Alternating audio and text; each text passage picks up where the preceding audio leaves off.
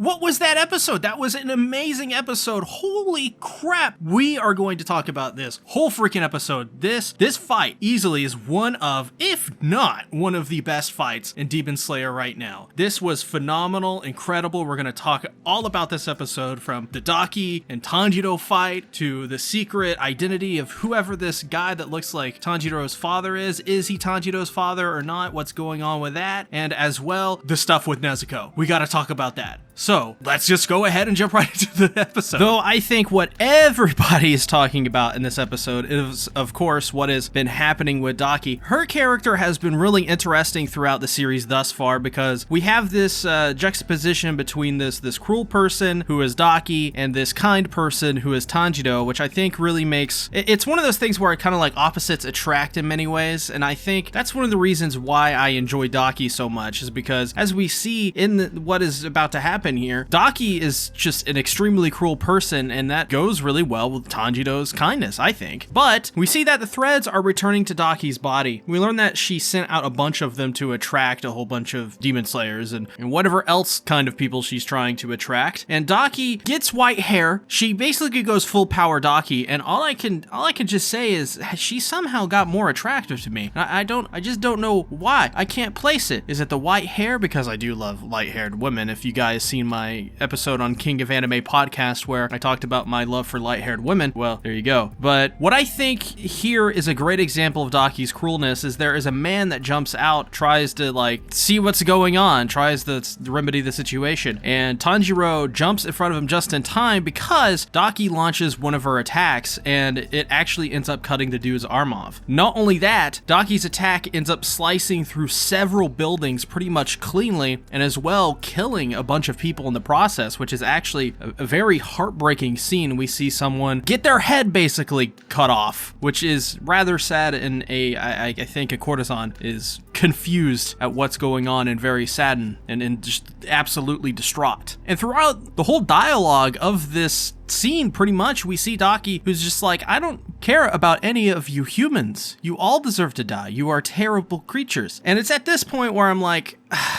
fine, just kill Daki at the end. There's this moment in time in every series where I think a villain goes, like, there's a cool, likable villain, and then they do something that is so unforgivable that even yourself, you're like, okay, all right, I guess we gotta kill this villain now. Even though we kind of like the villain, we can all agree that this is just way over the line. And this is that moment where you're like, okay, well, she cannot be forgiven for that, and she probably is going to die pretty soon, probably in this season, I would suspect. And that just breaks my heart, but at the same time, she got it coming to her, that's for sure. And one of the reasons for that is because we see Tanjiro's eyes get so bloodshot that he eventually starts bleeding from his eyes. And all I can think of is, okay, Tanjiro will need to visit Aoi again after this. And not only that, but he may have some permanent injuries. And the reason for me saying this is because not only did he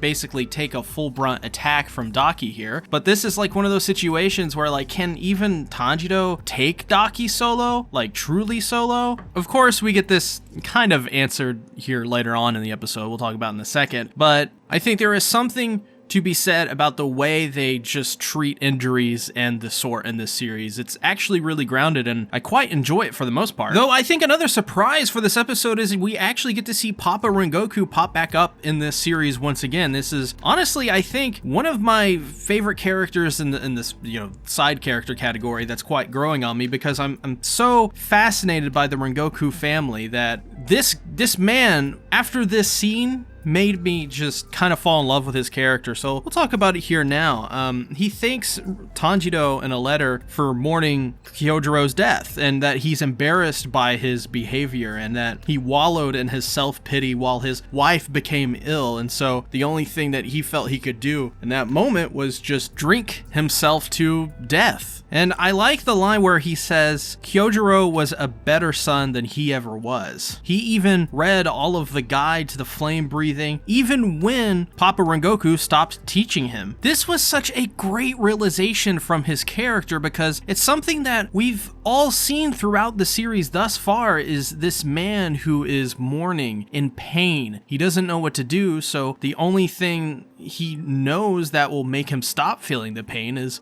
drinking. And this is something I think a lot of people fall into when they don't know how to deal with trauma and certain hard events. And it makes sense for him to fall through those things and go through these troubles and hurdles, because everybody goes through these troubles and hurdles in many different ways, and some people decide to self-medicate through the wrong means when they think it may be the right one. And sure, there are a lot of hurtful things that Papa Rengoku has said to Shinjiro and Rengoku, or Kyojiro as well, but that can all be forgiven because he's just trying his best in his own way. These are things where as long as he is still of sound mind and there to say, I'm sorry, then those things can be fixed, right? And I think that's what makes this scene so beautiful and so touching, is that this is his moment to make everything right. And of course, if you don't know, I have a theory actually that Papa Rengoku is going to actually take back up the mantle of the Hashira, or at the very least take back up the sword, and probably help Tanjiro in the future in some way. Is it going to be this season? Maybe? I don't think so. I'm still kind of 50-50 on that. I think it's probably going to be in the next season or the season after that, because I think when you have a character like Papa Rengoku, I mean, as feared as he was by all the demons, heck yeah, I think we're going to see him in the future fight in some form or manner. I think my original theory is that he is going to sacrifice himself in some shape, form, or fashion in the future, and I still believe that to be the case. We also learned from Papa Rengoku that those destined to wield the sun breathing technique are actually born with a mark on their forehead. That being said, Tanjiro even says to himself he got this mark from protecting his brother from a falling brazier. But Tanjiro's father actually had that mark prior, so there was no way that this could have been passed down to Tanjiro. That being said, Tanjiro even says that even then there are times where you just don't back down, and that's when he goes full bloodshot and full whatever the hell this thing is called, this form is called, Kaioken Super Saiyan, I don't know. Like, Tanjiro even grabs Daki's leg and rips it off. We've never seen something like this from Tanjiro prior, but we'll talk about that more in a second. But well, actually, no, let's just go ahead and get right into it. So he confronts Daki about the morality, pretty much, of what she does, tries to get it through her thick skull and all this, and Tanjiro even apparently repeats the words of Papa Kamado, which Daki seems to have some memories of, but not from herself, from actually Muzan's blood. This is really cool. This is really interesting. I like this aspect that blood carries memories, at least in terms of demons. I think that's just such a cool, fascinating aspect of, like, you can have this almost weird ancestry if you pass down the blood of demons every, generation. That's just so cool to me. Tanjiro even asks Daki, like, do you not remember being human? And Daki, she doesn't care about any of that stuff. It doesn't matter to her. All she really cares about, essentially, she says a bunch of things, but it all adds up to being, well, she only cares about power. That's it. I think that shows with Daki's character that, once again, she's very, how to describe this? The way that she treats everyone is almost like they're below her, and she even, in a way, treats her past self like that. It's really interesting psychology, in my opinion, Daki's character. So this is really cool. Daki uses blood demon art, 8-layered obi slash. This was a really cool attack, and Daki, I mean, this is all of her in full power, so this is a really strong attack. Tanjiro, on the other hand, uses the Hinokami Kagura, Burning Bones Summer Sun. This was a beautiful move. I absolutely loved this one. Daki then can't actually heal and is surprised to find that Tanjiro is as well still standing. So the only thing left in this, since Tanjiro in a way checkmated Daki, is to go for the head. Oh boy. But then Tanjiro goes to slice Daki's neck, and oh my god, this was a great place to leave off with this fight, but they did it. This was actually kind of near the midway point of the episode, because Daki like turns her neck into like one of her obi. Oh, this is so good. And then the fight just continues. Oh my god, this was amazing. And we see that Tanjiro actually, in this like form or this ability or whatever, he sees things slowly. So in many ways, he's kind of like Master Chief from Halo, because that's how Spartans in Halo see things, is they see things in slow motion. I thought that was just a cool comparison. Anyways, so Tanjiro uses the obi that that Daki uses. Like, she puts all of her threads together, all of her obi together, and this is supposed to create something that he definitely can't slice through, because currently in what's happening in this fight is Tanjiro is actually going toe to toe with Daki, something I never quite expected, and uses the obi to launch himself at Daki in one of the coolest moves of this whole fight.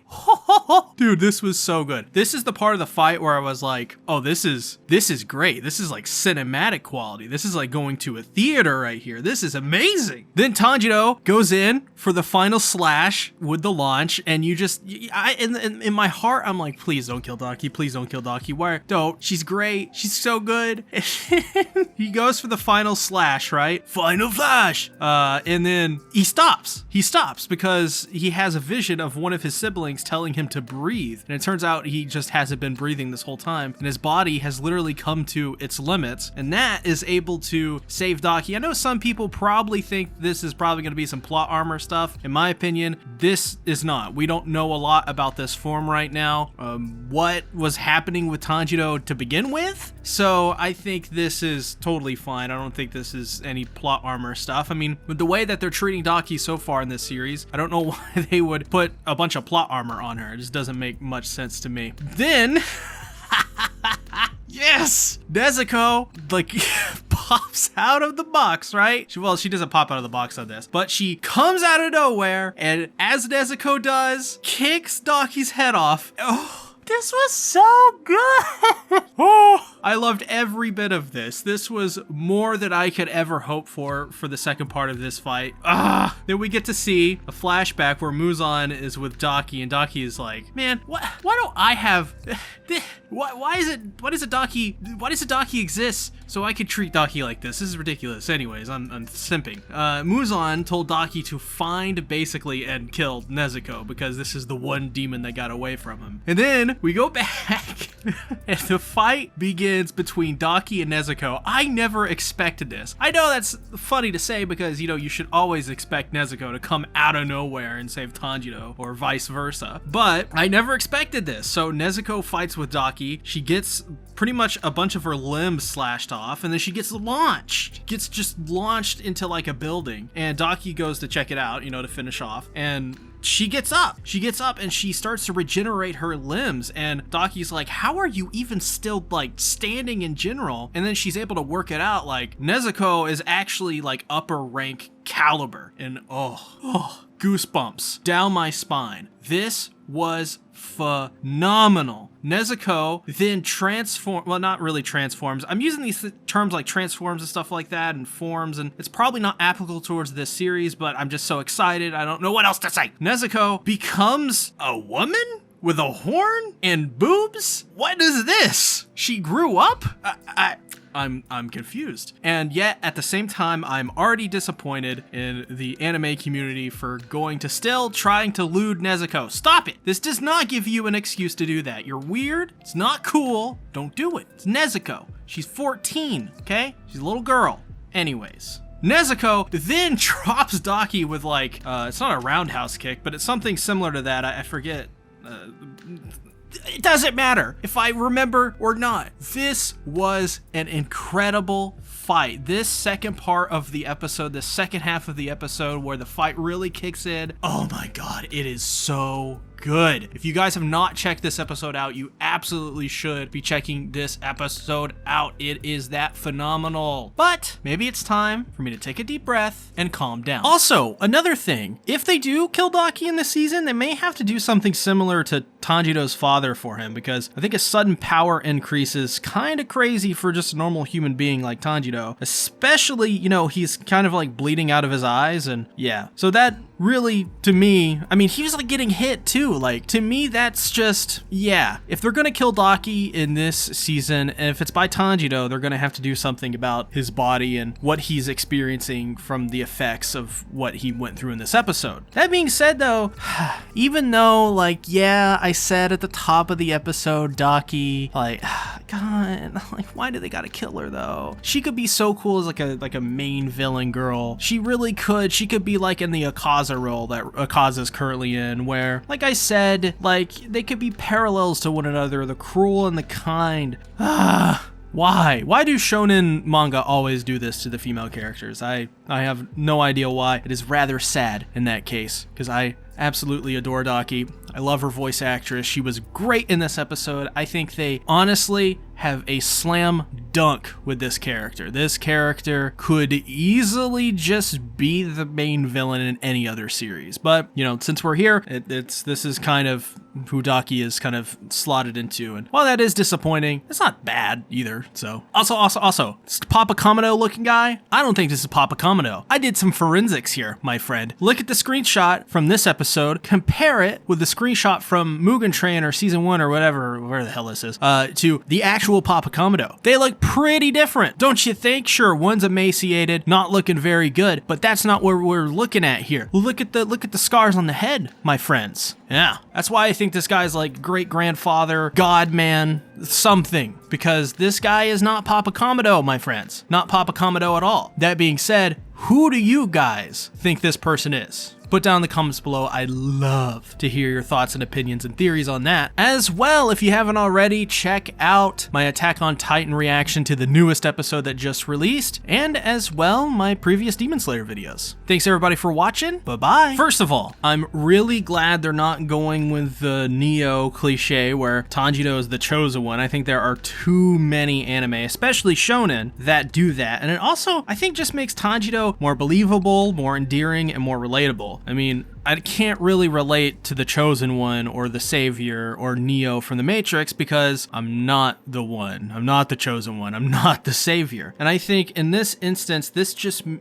really adds to Tanjiro's already really cool character that he's just an everyday, man. He's just a normal guy from the mountains that liked to help his family, and he took up the sword because there was nothing else for him to do. It's really classic, like really old Japanese storytelling here that I really love. That's why Tanjiro, I think, is such a good character, especially in the world of Demon Slayer, is because he's simple. He's straightforward. You don't need to do a lot with Tanjiro because Tanjiro's character is that he's already doing what his character is supposed to do. He's not supposed to go through these great big arcs of character because his character is intact. It's there. It's not totally static, but it is for the most part generally static. Though at the end of the day, they could just say, his hair is one of the things that was carried down and is the sign, and maybe it's not the birthmark. I don't know. And maybe as well, the injury could be as well the path to successorship for him.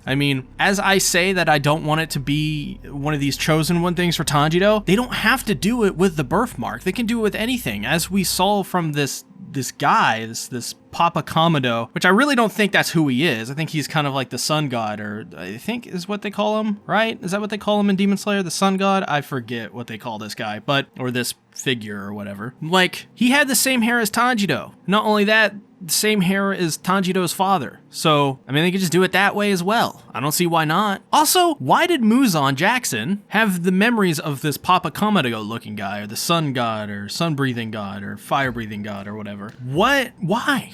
Like, we don't really understand that quite yet. And I guess my theory on that possibly could be that obviously, early on in Muzan's life, he met this guy. And this is one of the reasons he has such a deep-seated grudge and hatred for humans and demon slayers alike, is because this guy did something bad to Muzan and he took it in the wrong way, which is, that's my going theory here, is that he was trying to help Muzan, and what he experienced through his own eyes, he saw it in a different way and decided to take up hatred and vengeance against all the humans. Because so far, a lot of the demons' backstories, when they get killed, they're all sort of tragic. They're all sort of seemingly misled into this life, right? That's really what it seems like. It seems like Muzan comes around and offers them solace, and they seem to take that because they don't know where else to go. So wouldn't be surprised if that is the case for Muzan himself, where he was almost fooled into this. As well, if you haven't already, check out my Attack on Titan reaction to the newest episode that just released, and as well, my previous Demon Slayer videos. Thanks everybody for watching. Bye-bye.